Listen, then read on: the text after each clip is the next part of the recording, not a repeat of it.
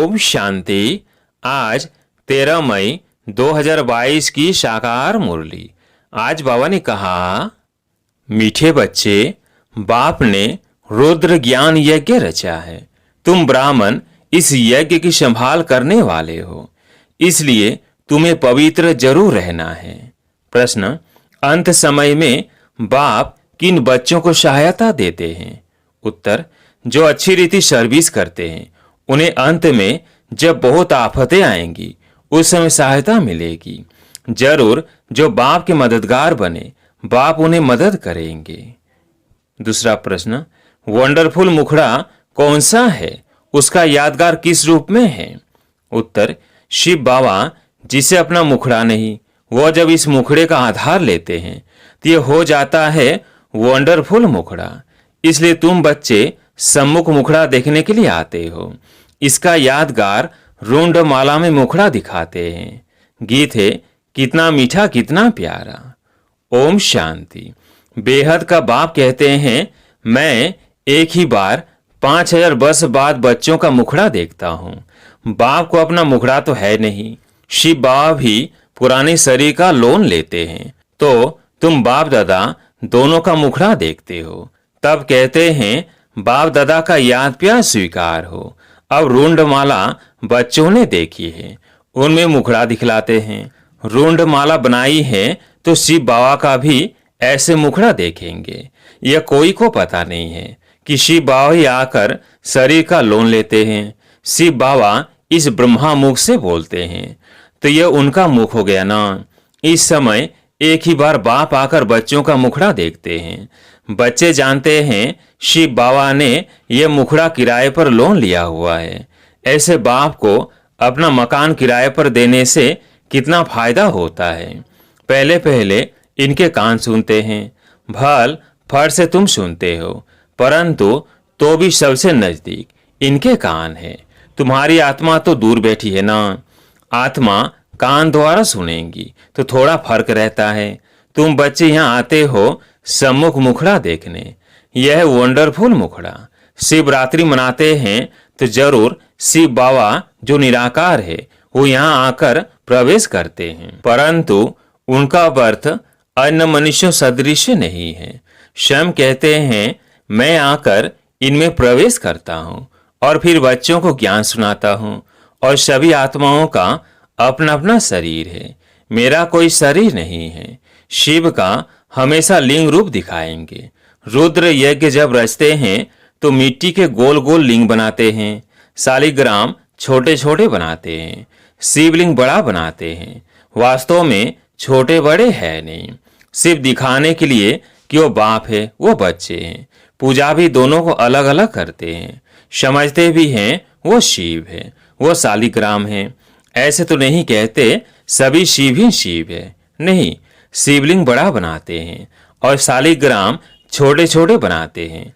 यह सब बच्चे हैं, उनके साथ बाबा ने समझाया है। इन शालिग्रामों की पूजा क्यों करते हैं? क्योंकि तुम सब आत्माएं हो ना। तुम इस शरीर के साथ भारत को श्रेष्ठचारी बना रहे हो। शिव बाबा की श्रीमत शालिग्राम ले रहे हैं। यह भी ज्ञान यज्ञ रचा हुआ है रुद्र शिव बाबा का। शिव बाबा बोलते हैं, शालिग्राम भी बोलते हैं। यह अमर कथा सत्यनारायण की कथा है। मनुष्य को नर से नारायण बनाते हैं। सबसे ऊंच पूजा उनकी हुई है ना। आत्मा कोई बहुत बड़ी नहीं है, बिल्कुल बिंदी मिसाल है। उनमें कितना नॉलेज है, कितना पाठ भरा हुआ है। इतनी छोटी सी आत्मा कहती है, मैं शरीर में प्रवेश कर पाठ बजाता हूँ। शरीर कितना बड़ा है। शरीर में आत्मा प्रवेश होने से छोटेपन से ही पाठ बजाने लग पड़ती है। अनादि अविनाशी पाठ मिला हुआ है। शरीर तो जड़ है। उनमें जब चैतन्य आत्मा प्रवेश करती है, उनके बाद गर्भ में सजाएं खाने लगती है। सजाएं भी कैसे खाती है? भिन्न भिन्न शरीर धारण कर जिस जिसको जिस रूप से दुख दिया है तो वह साक्षात्कार करते जाते हैं। दंड मिलता जाता है, त्राही त्राही करते हैं। इसलिए गर्भ जेल कहते हैं।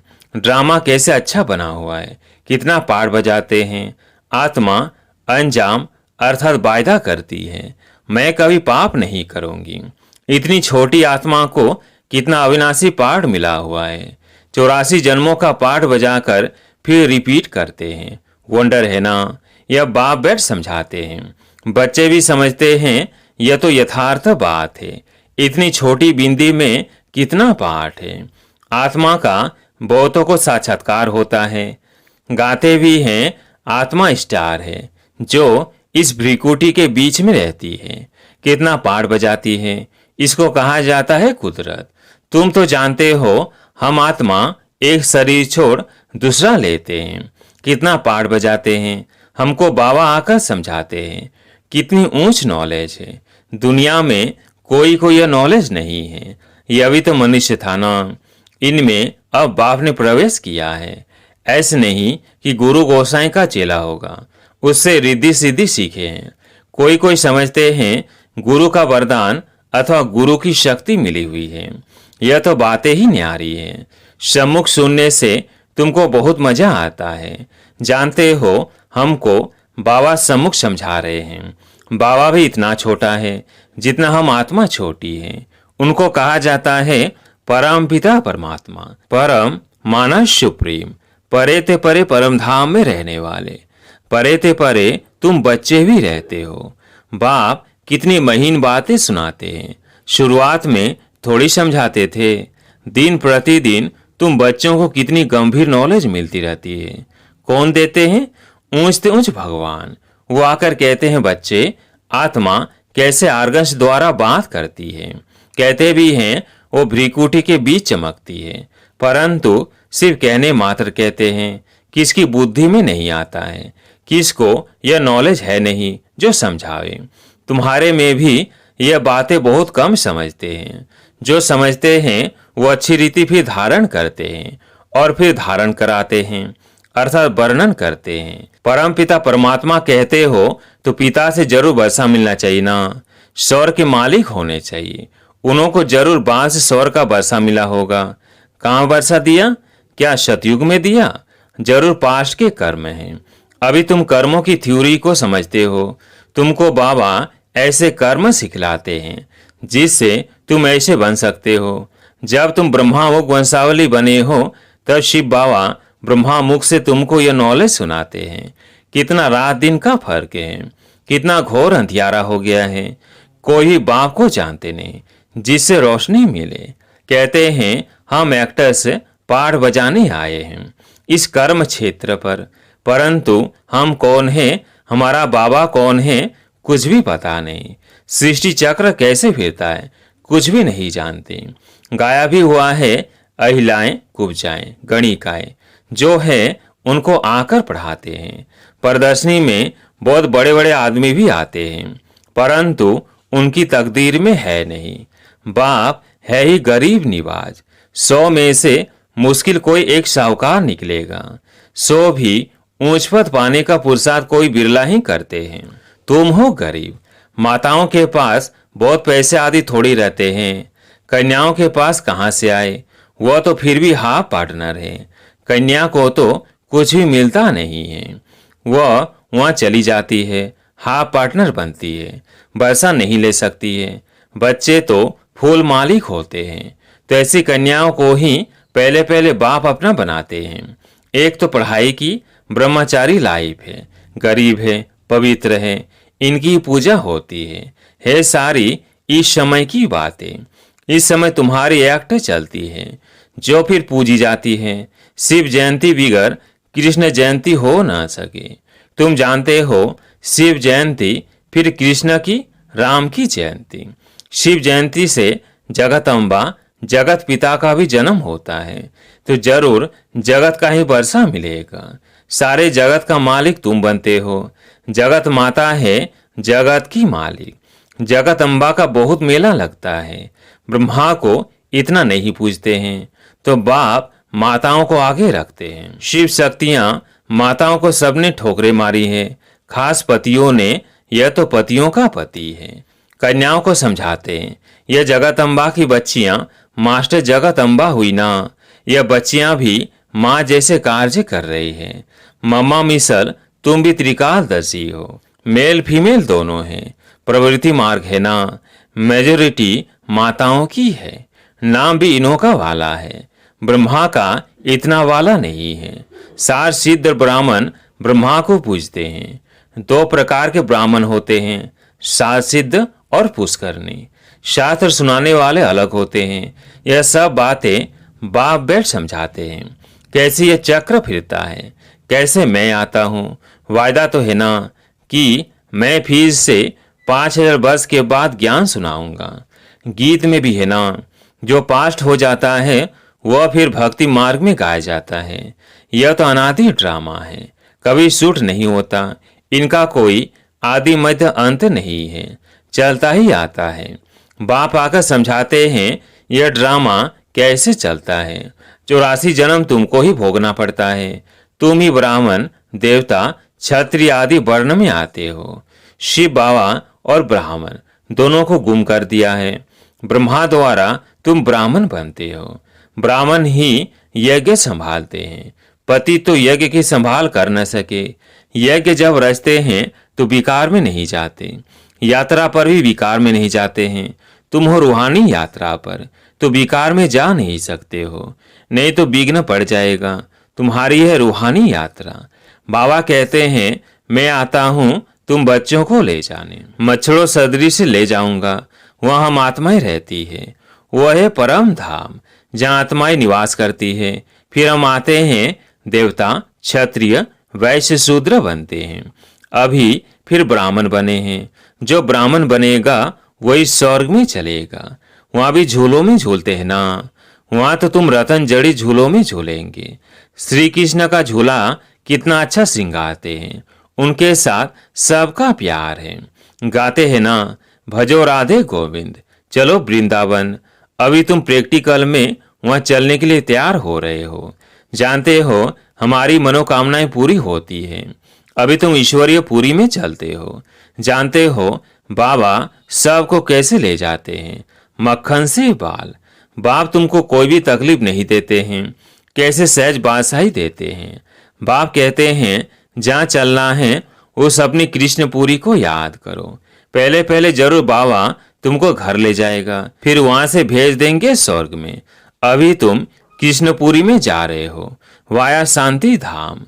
जैसे वाया दिल्ली जाना होता है, अब समझते हो वापिस जाते हैं, फिर आएंगे कृष्णपुरी में। हम श्रीमत पर चल रहे हैं तो बाप को याद करना है, पवित्र बनना है। यात्रा पर हमेशा पवित्र रहते हैं। पढ़ाई भी ब्रह्मचर्य में पढ़ते हैं। पवित्रता जरूर चाहिए। बाप फिर भी बच्चों को पुरुषार्थ कराते हैं। इस समय का पुरुषार्थ तुम्हारा कल्प कल्प का बन जाएगा। पुरुषार्थ तो करना चाहिए ना। ये स्कूल है बहुत बड़ा, तो जरूर पढ़ना चाहिए। भगवान खुद पढ़ाते हैं, एक दिन भी मिस नहीं करना चाहिए। मोस्ट वैल्यूबल पढ़ाई है, यह बाबा कभी भी मिस नहीं करेगा। यहाँ तुम बच्चे सम्मुख खजाने से झोली भर सकते हो। जितना पढ़ेंगे उतना नशा चढ़ेगा। बंधन नहीं है तो फिर ठहर सकते हैं, परंतु माया ऐसी है जो बंधन में बांध देती है। बहुत हैं जिनको छुट्टी भी मिलती है। बाबा कहते हैं पूरा रिफ्रेश हो जाओ। बाहर जाने से फिर वो नशा नहीं रहता है। बहुतों को सिर्फ मुरली पढ़ने से भी नशा चढ़ जाता है। बड़ी आफतें आनी है। मदद उनको मिलेगी जो मददगार बनेंगे, अच्छी रीति सर्विस करेंगे, तो उनको अंत में सहायता भी तो मिलती है ना। अच्छा, मीठे मीठे सिगिलधे बच्चों प्रति माता पिता बाप दादा का याद प्यार और गुड मॉर्निंग। रूहानी बाप की रूहानी बच्चों को नमस्ते। हम रूहानी बच्चों की रूहानी बाप दादा को याद प्यार गुड मॉर्निंग नमस्ते नमस्ते। धारणा के लिए मुख्य सार। पहला पॉइंट, पढ़ाई मोस्ट वैल्यूबल है। स्वयं भगवान पढ़ाते हैं, इसलिए एक दिन भी मिस नहीं करनी है। ज्ञान खजाने से रोज झोली भरनी है। दूसरा पॉइंट, यह पढ़ाई का समय है। यात्रा पर चल रहे हैं, रुद्र यज्ञ की संभाल करनी है, इसलिए पवित्र जरूर रहना है। किसी भी विकार के बस हो विघ्न नहीं डालना है। आज प्यारे मीठे बाबा का वरदान, भाग्य विधाता बाप द्वारा मिले हुए भाग्य को बांटने और बढ़ाने वाले खुश नसीब भव। भाग्य विधाता बाप द्वारा मिले हुए भाग्य को बांटने और बढ़ाने वाले खुश नसीब भव। सबसे बड़ी खुशनसीबी यह है जो भाग्य विधाता बाप ने अपना बना लिया। दुनिया वाले तड़पते हैं कि भगवान की एक सेकंड भी नजर पड़ जाए और आप सदा नयनों में समाये हुए हो। इसको कहा जाता है खुश नसीब। भाग्य आपका वर्षा है। सारे कल्प में ऐसा भाग्य अभी ही मिलता है। तो भाग्य को बढ़ाते चलो। बढ़ाने का साधन है बांटना। जितना औरों को बांटेंगे अर्थात भाग्यवान बनाएंगे, उतना भाग्य बढ़ता जाएगा। स्लोगन: निर्विघ्न और एक रस स्थिति का अनुभव करना है तो एकाग्रता का अभ्यास बढ़ाओ। निर्विघ्न और एक रस स्थिति का अनुभव करना है तो एकाग्रता का अभ्यास बढ़ाओ। अच्छा, ओम शांति।